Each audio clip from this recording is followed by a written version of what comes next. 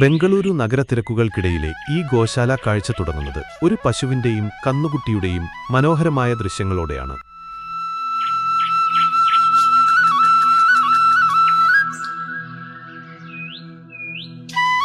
കേരളത്തിലെ ഫാമുകൾ പാലിനും മറ്റുമായി പശുക്കളെ വളർത്തുമ്പോൾ ഇവിടെ സംരക്ഷണമില്ലാതെ അലഞ്ഞുതിരിയുന്നവയ്ക്കും അവശത അനുഭവിക്കുന്നവയ്ക്കും താങ്ങായി മാറുകയാണ് ഈ ഗോശാല ചെയ്യുന്നത്.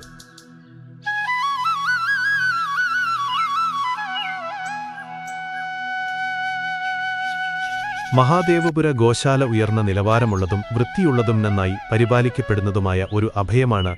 പശുക്കളെ രക്ഷിക്കുന്നതിനും പരിപാലിക്കുന്നതിനുമായി ഇത് സമർപ്പിച്ചിരിക്കുന്നു.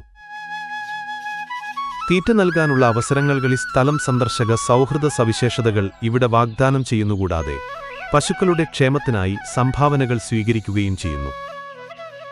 ഹിന്ദുമതത്തിൽ പശുവിനെ പവിത്രവും പുണ്യമൃഗമായി കണക്കാക്കുന്നു. അവർ വിവിധ അവസരങ്ങളിൽ പശുക്കളെ പരിചരിക്കുകയും അവയെ ഗോമാതാവ് എന്ന് വിളിക്കുകയും ചെയ്യുന്നു.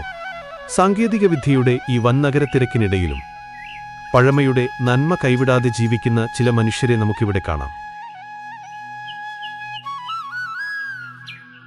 ആധുനിക സാങ്കേതികവിദ്യകൾക്ക് നടുവിലും പഴയകാല രീതികളെ അതിന്റെ പൂർണ്ണരൂപത്തിൽ ഇന്നും ഇവർ നെഞ്ചേറ്റുന്നു.